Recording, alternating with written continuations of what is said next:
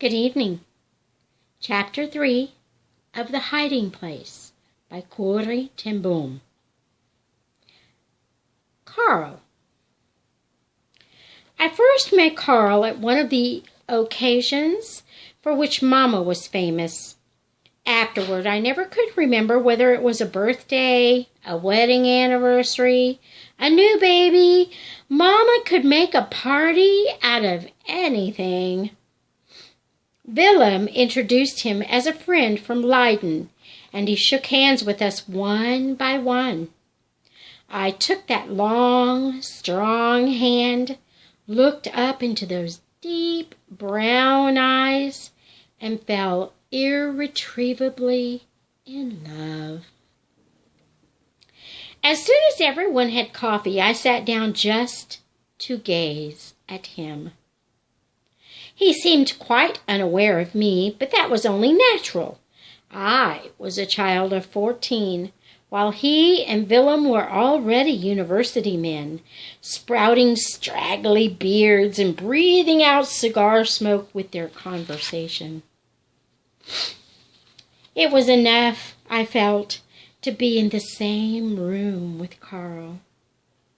As for being unnoticed, I was thoroughly used to that.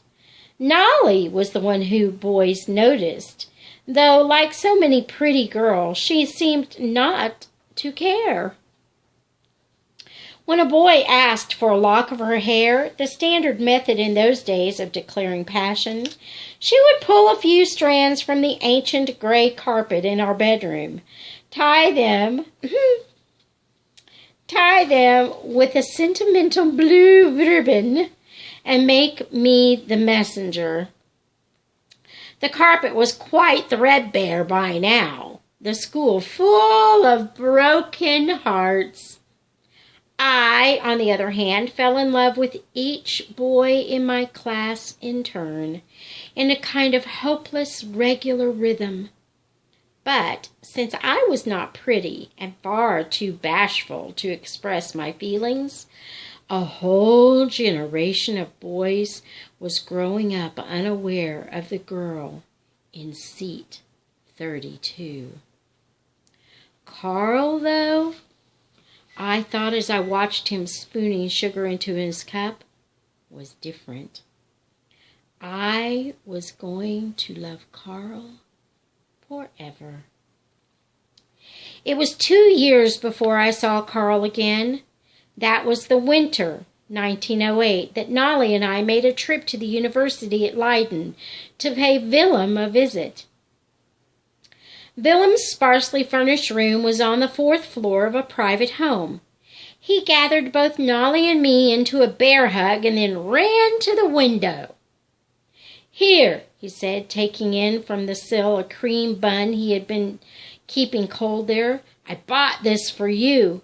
You'd better eat it quick before my starving friends arrive." We sat on the edge of Willem's bed, gulping down the precious bun.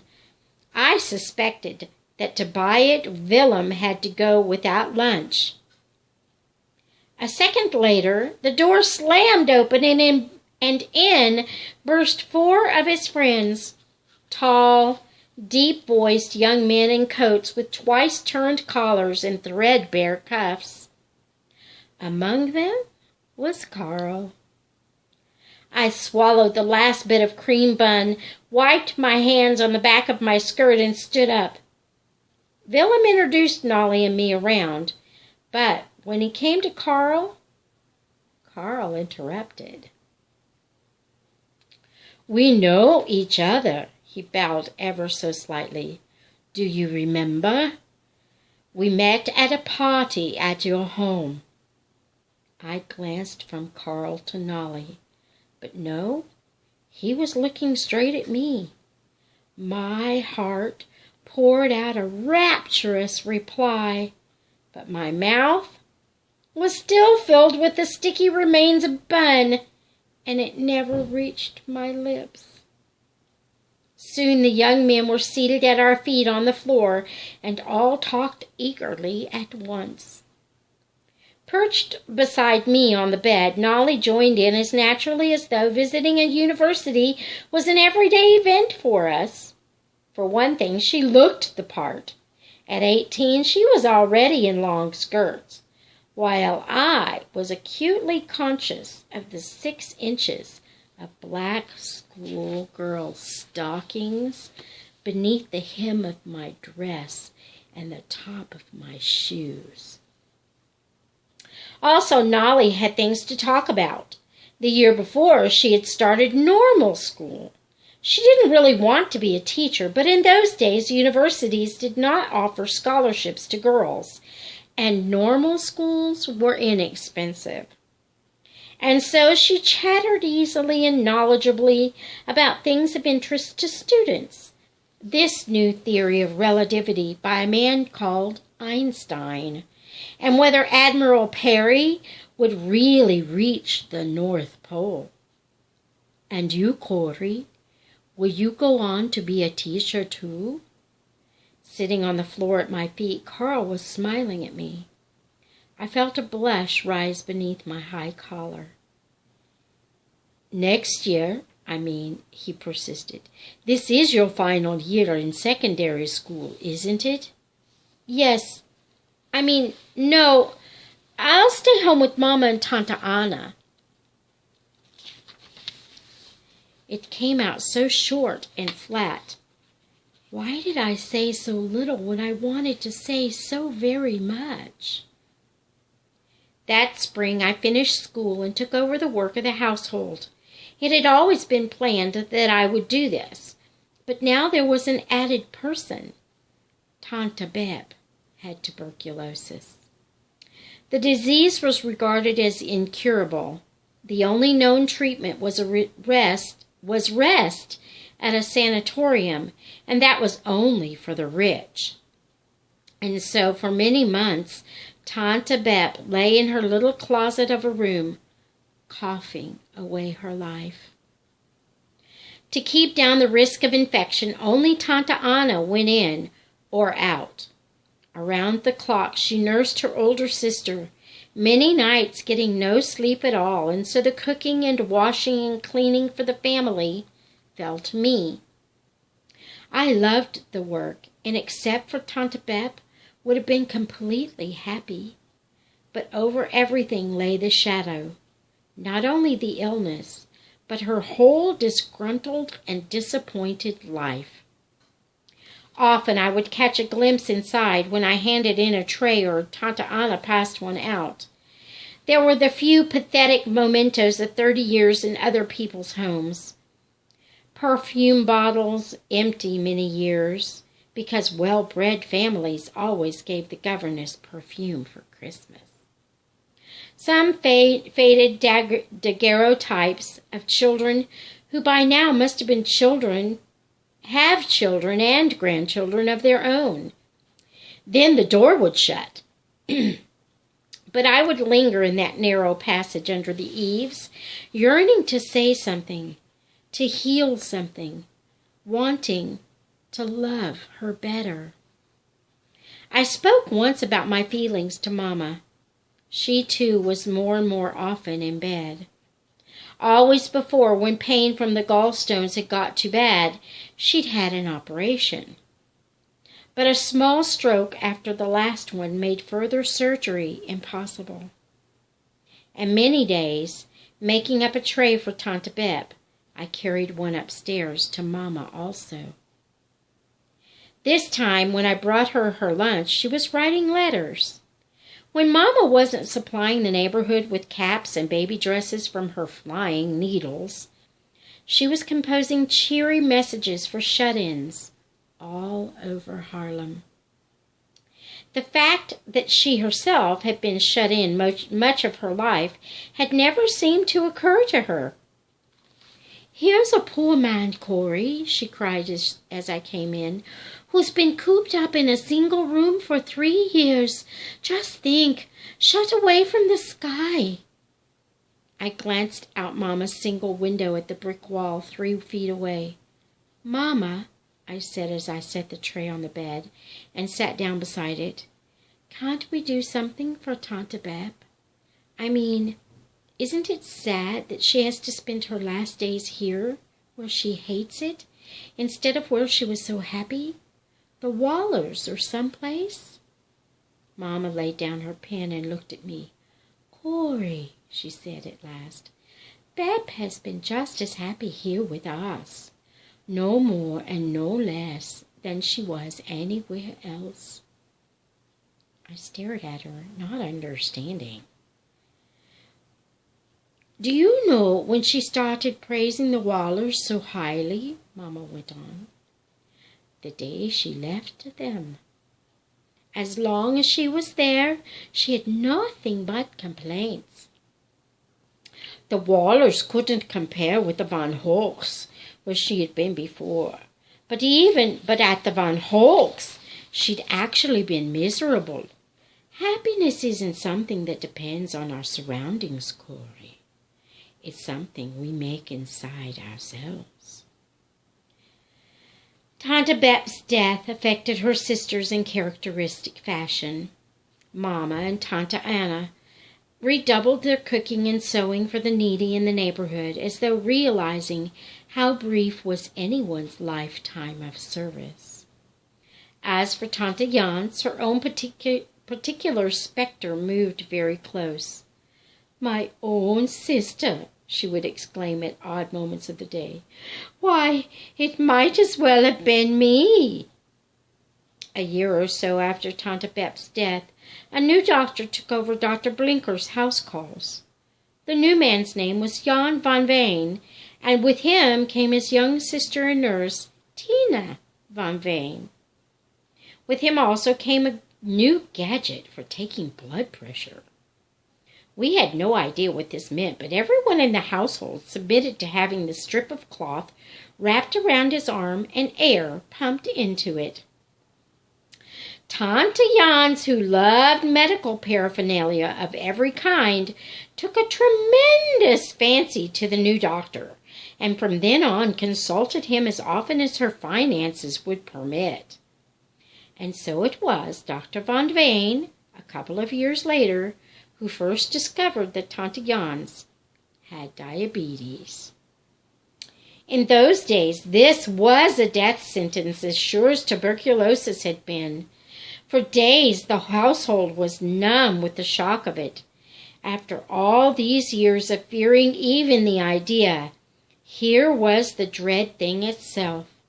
Tante Jans went straight to bed on hearing the news. But inaction went poorly with her vigorous personality, and one morning, to everyone's surprise, she appeared for breakfast in the dining room precisely at 8:10, with the announcement that doctors were often wrong. "All these tests and tubes," said Tante Jans, who believed in them implicitly, "what do they really prove?" And from then on, she threw herself more forcefully than ever into writing, speaking, forming clubs, and launching projects. Holland in 1914, like the rest of Europe, was mobilizing for war. And the streets of Haarlem were suddenly filled with young men in uniform. From her windows overlooking the Barteljorenstraat, Tante Jans watched them idling by, gazing aimlessly into the shop windows, most of them young, penniless, and lonesome. And she conceived the idea of a soldiers' center. It was a novel idea for its day, and Tante Jans threw all the passion of her nature into it. The horse-drawn trolley on the Barteljorenstraat had recently been replaced with a new electric one, but it still squealed to a stop, spitting sparks from rails and wire. When Tante Jans stood imperiously before the Beje, she would sweep aboard, her long black skirts in one hand, in the other a list of the well-to-do ladies who were about to become patronesses of the new venture. Only those of us who knew her best were aware. Beneath all the activity of the monstrous sphere, that drove her on. And meanwhile, her disease posed financial problems. Each week, a fresh test had to be made to determine the sugar content of her blood. And this was a complicated and expensive process, requiring either Dr. Von Veen or his sister to come to the house. At last, Tina Von Veen taught me to run the weekly test myself. There were several steps involved, the most crucial being to heat the final compound to exactly the right temperature. It was hard to make the old coal-burning range in our dark kitchen do anything very precisely, but I finally learned how, and from then on, each Friday, mixed the chemicals and conducted the test myself. If the mixture remained clear when heated, all was well. It was only if it turned black that I was to notify Dr. Von Veen. It was that spring that Willem came home for his final holiday before ordination. He had graduated from the university 2 years before and was now in his last months of theological school. One warm evening during his visit, we were all sitting around the dining room table. Father, with 30 watches spread out before him, was marking in a little notebook in his precise, beautiful script. 2 seconds lost, 5 seconds gained, while Willem read aloud from a history of the Dutch Reformation. All at once the bell in the alley rang. Outside the dining room window, a mirror faced the alley door so that we could see who was there before going down to open it. I glanced into it and sprang up from the table. "Corey," said Betsy reprovingly, "your skirt!" I could never remember that I was wearing long skirts now, and Betsy spent many evenings mending the rips I put in them when I moved too fast. Now I took all 5 steps in a bound, for at the door, a bouquet of daffodils in her hands, was Tina Von Veen. Whether it was the soft spring night that put it in my mind, or Willem's dramatic pulpit-trained voice, I suddenly knew that the meeting of these 2 people had to be a very special moment. "For your mother, Corey," Tina said, holding out the flowers as I opened the door. "I hope she's—" No, you carry the flowers. You look beautiful with them." And without even taking her coat, I pushed the startled girl up the stairs ahead of me. I prodded her through the dining room door, almost treading on her heels to see Willem's reaction. I knew exactly how it would be. My life was lived just then in romantic novels. I borrowed them from the library in English, Dutch, and German, often reading ones I liked in all 3 languages. And I had played the scene where the hero meets heroine 1,000 times. Willem rose slowly to his feet, his eyes never leaving Tina's. Father stood up too. "Miss Von Veen," Father said in his old-fashioned manner, "allow me to present you to our son Willem. Willem, this is the young lady of whose talent and kindness you have heard us speak." I doubt if either one heard the introduction. They were staring at each other as though there were not another soul in the room or in the world. Willem and Tina were married 2 months after his ordination. During all the weeks of getting ready, one thought stood out in my mind. Karel will be there. The wedding day dawned cool and sparkling.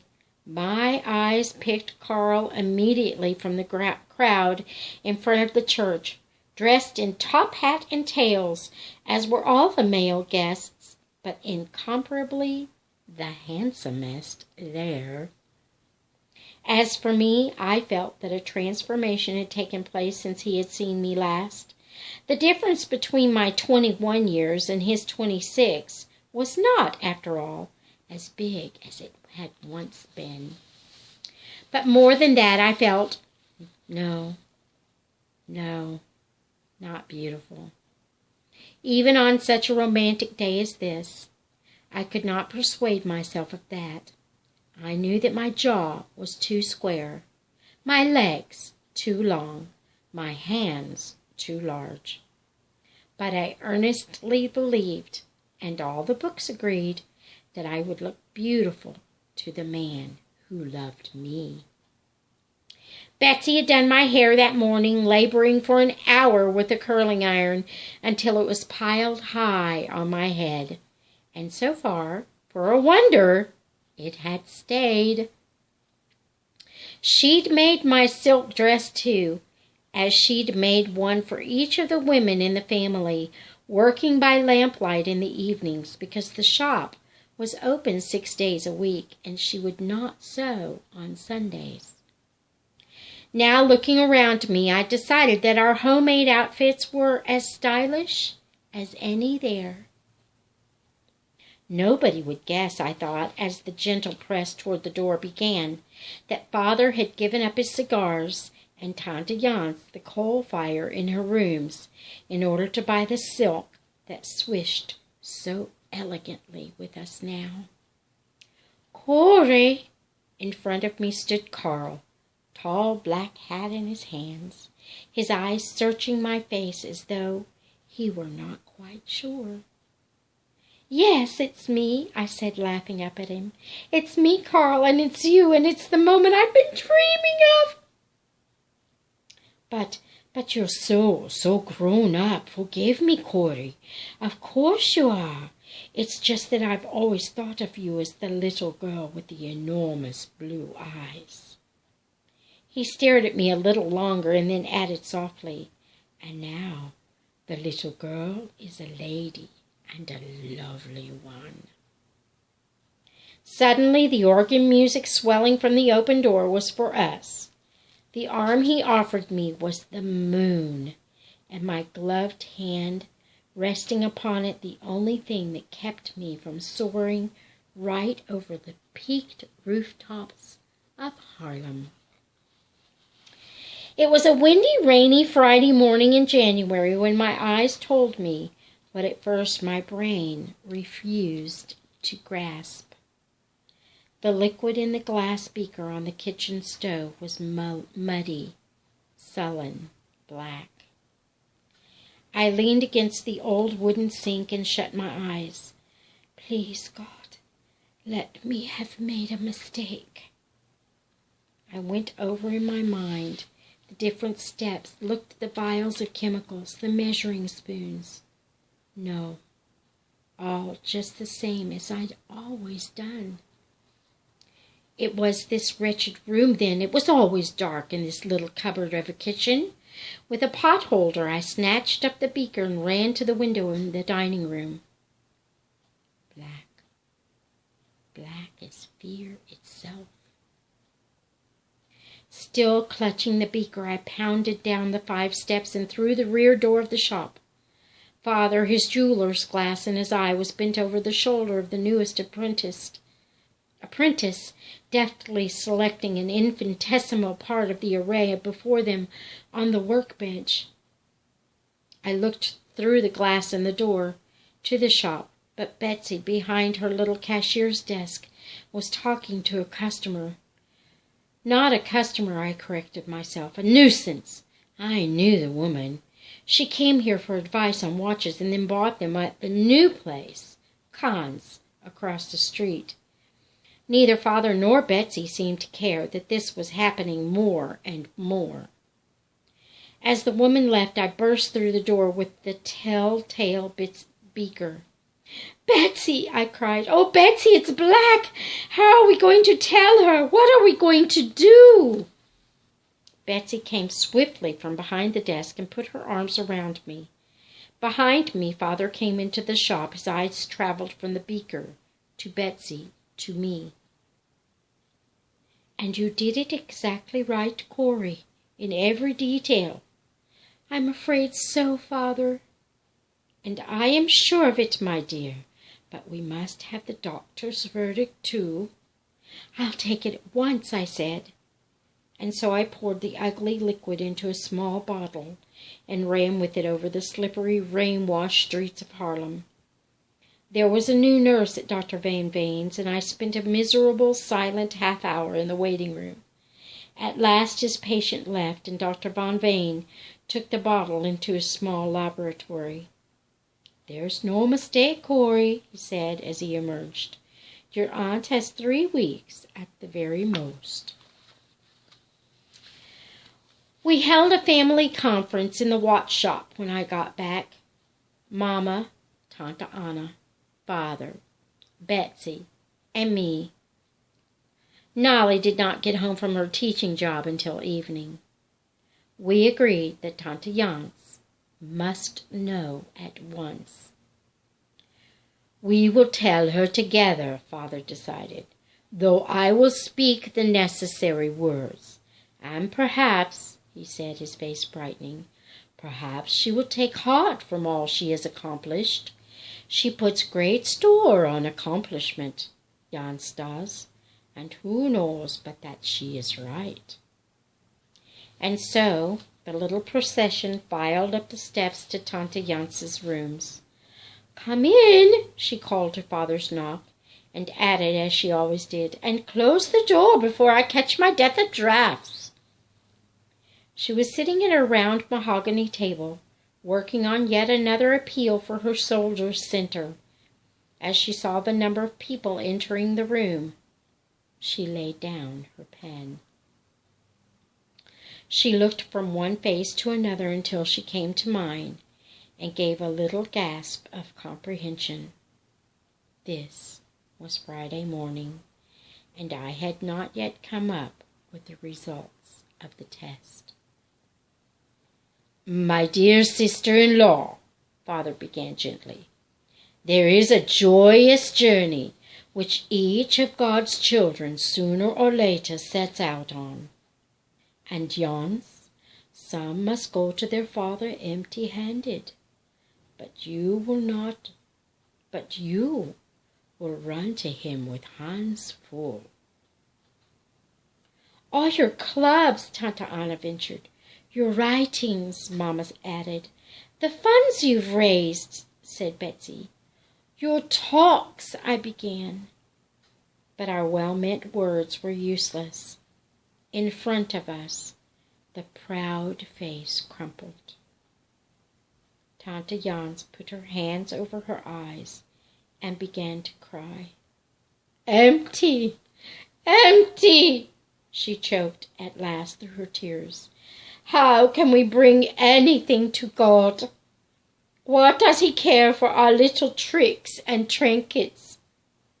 And then, as we listened in disbelief, she lowered her hands and, with tears still coursing down her face, whispered, "Dear Jesus, I thank you that we must come with empty hands.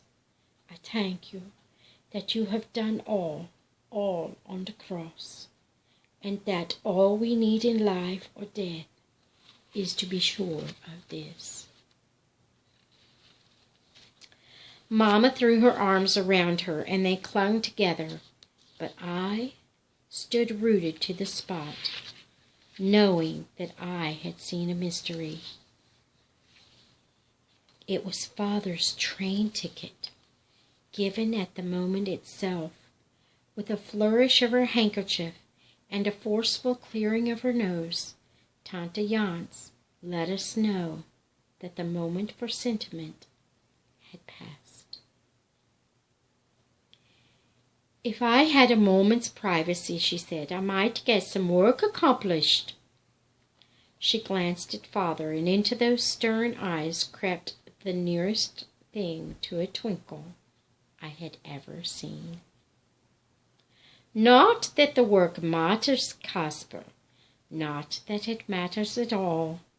But," she dismissed us crisply, "I'm not going to leave an untidy desk behind for someone else to clean up."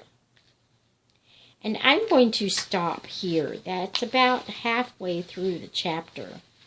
It's quite a long chapter. So until next time, where we will finish chapter 3, maybe I should go on. Yeah, I think I'll go on. It was 4 months after Tante Jans's funeral that the long-awaited invitation came to Willem's first sermon. After less than a year as assistant to a minister in Oudthausen, he had been given a church of his own in Brabant, the beautiful rural southern part of Holland. And in the Dutch Reformed Church, a minister's first sermon in his first church was the most solemn, joyous, emotional occasion that an unemotional people could conceive. Family and friends would come from great distances and stay for days. From his own assistant pastorate, Karel wrote that he would be there and looked forward to seeing us all again. I endowed that word all with special meaning, and pressed dresses and packed trunks in a delirium of anticipation. It was one of Mamma's bad times. She huddled in the corner of our train compartment, the hand that gripped Father's whitening at the knuckles each time the train lurched or swayed. But while the rest of us gazed out at long rows of poplars in the bright June green, Mamma's eyes never left the sky. What to us was a trip through the country, to her was a feast of clouds and light and infinite blue distances. Both the village of Maade and the congregation of Willem's church had declined in recent years, but the church building itself, dating back to better days, was large, and so was Willem and Tine's house across the street. Indeed, by Bayeux standards, it was enormous. For the first few nights, the ceiling seemed so far overhead that I could not sleep. Uncles and cousins and friends arrived each day, but no matter how many people moved in, the room always looked to me half empty. 3 days after we got there, I answered the front door knocker, and there stood Karel. Coal dust from the train trip still speckling his shoulders, he tossed his brown carpet bag past me into the hall, seized my hand, and drew me out into the June sunshine. "It's a lovely day in the country, Corey," he cried. "Come walking." From then on, it seemed taken for granted that Karel and I would go walking each day.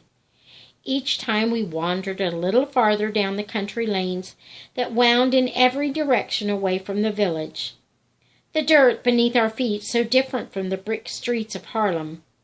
It was hard to believe at such moments that the rest of Europe was locked in the bloodiest war in history. Even across the ocean, the madness seemed to be spreading. The papers said America would enter. Here in neutral Holland, one sunlit June day followed another. Only a few people, like Willem, insisted that the war was Holland's tragedy too. His first sermon was on this theme. Europe and the world were changing, he said. No matter which side won, a way of life was gone forever. I looked around at his congregation of sturdy villagers and farmers and saw that they did not care for such ideas. After the sermon, friends and more distant family started home, but Karel lingered on. Our walks lasted longer. Often we talked about Karel's future, and suddenly we were speaking not about what Karel was going to do, but about what we were going to do. We imagined that we had a huge old manse like this one to decorate, and rejoiced to discover that we had the same ideas about furniture, flowers, even the same favorite colors. Only about children did we disagree. Karel wanted 4, while I held out stubbornly for 6. And all this while the word marriage was never spoken. One day when Karel was in the village, Willem came out of the kitchen with 2 cups of coffee in his hands. Tine, with a cup of her own, was just behind him. "Corey," William said, handing me the coffee and speaking as though with effort, "has Karel led you to believe that he is serious?" Tine finished his sentence for him. The hateful blush that I could never control set my cheeks burning. No, why?" Willem's face reddened too. "Because, Corey, this is something that can never be. You don't know Karel's family. They wanted one thing since he was a small child. They've sacrificed for it, planned for it, built their whole lives around it. Karel is to marry well, is the way I think they put it." The big barren parlor seemed suddenly emptier still. "But what about what Karel wants? He's not a small child now." Willem fixed his sober, deep-set eyes on mine. "He will do it, Corey. I don't say he wants it. To him it's just a fact of life like any other. When we talked about girls we liked at the university, he always say at the end, 'Of course I could never marry her. It would kill my mother.'" The hot coffee scalded my mouth, but I gulped it down and made my escape to the garden. I hated that gloomy old house, and sometimes I almost hated Willem for always seeing the dark, hard side of things. Here in the garden it was different. There wasn't a bush, hardly a flower that Karel and I hadn't looked at together, that didn't have a bit of our feeling for each other still clinging to it.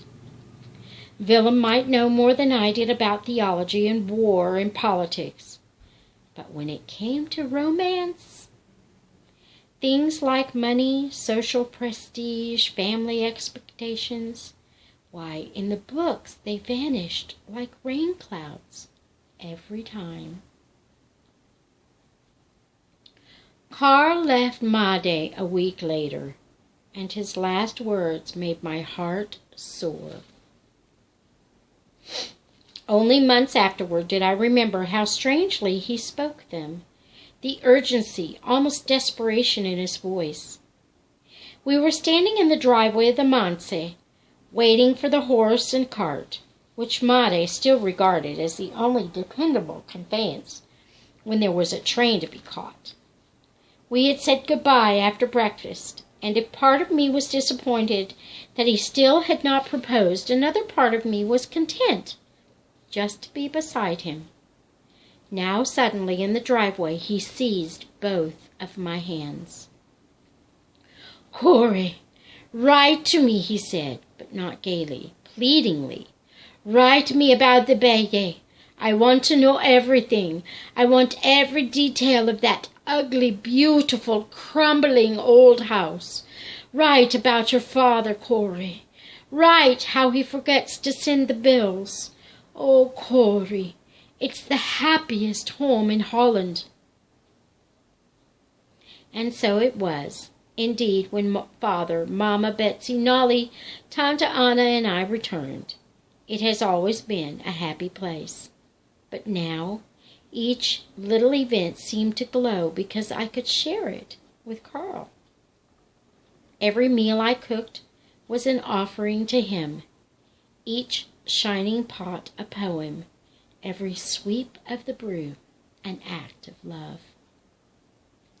His letters did not come as often as mine went singing to him, but I put this down to his work. The minister he was assisting, he wrote, had turned the parish calling over to him. It was a wealthy congregation, and large contributors expected frequent and unhurried visits from the clergy. As time went by, his letters came more seldom. I made up for it with mine and went humming my way through the summer and fall. One glorious, nippy November day, when all of Holland was singing with me, the doorbell rang. I was washing the lunch dishes in the kitchen, but I ran through the dining room and down the steps before the rest of the family could stir. I flung open the alley door, and there was Karel. Beside him was a young woman. She stood smiling at me. I took in the hat with its sweeping feather, the ermine collar, the white-gloved hand resting on his arm. Then a blur seemed to move over the scene, for Karel was saying, "Corey, I want you to meet my fiancé." I must have said something. I must have led them up to Tante Jance's front room that we use now as a parlor. I only recall how my family came to the rescue, talking, shaking hands, taking coats, finding chairs so that I would not have to do or say anything. Mama broke even her own record for making coffee.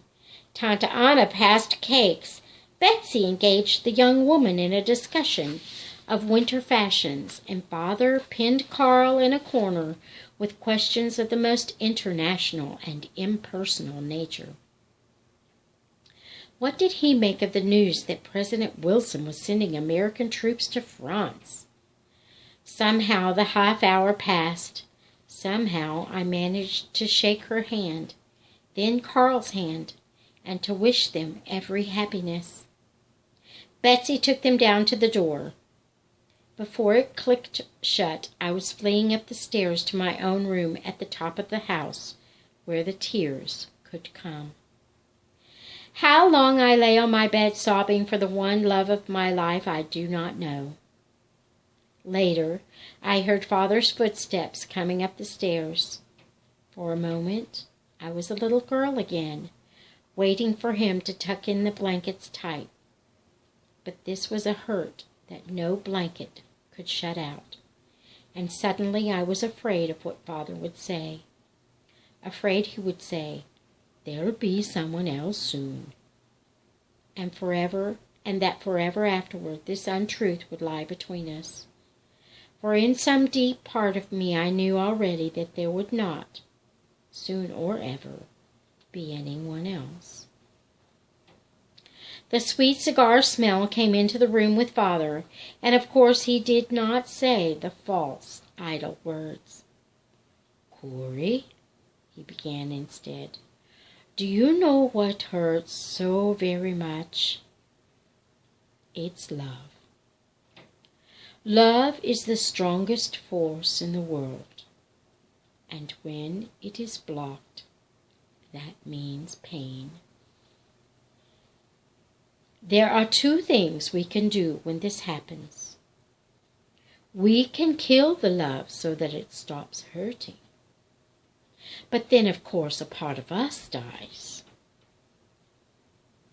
Or, Corey, we can ask God to open up another route for that love to travel. God loves Karel even more than you do, and if you ask him, he will give you his love for this man. A love nothing can prevent, nothing destroy. Whenever we cannot love in the old human way, Corey, God can give us the perfect way." I did not know, as I listened to Father's footsteps winding back down the stairs, that he had given me more than the key to this hard moment.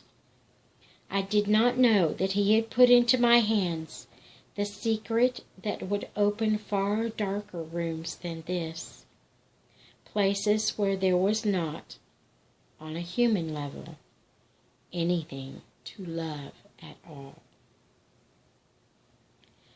I was still in kindergarten in these matters of love. My task just then was to give up my feeling for Karl without giving up the joy and wonder that had grown with it.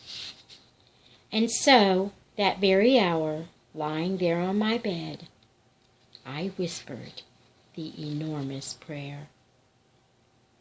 Lord, I give to you the way I feel about Karl, my thoughts about our future. Oh, you know everything. Give me your way of seeing Karl instead.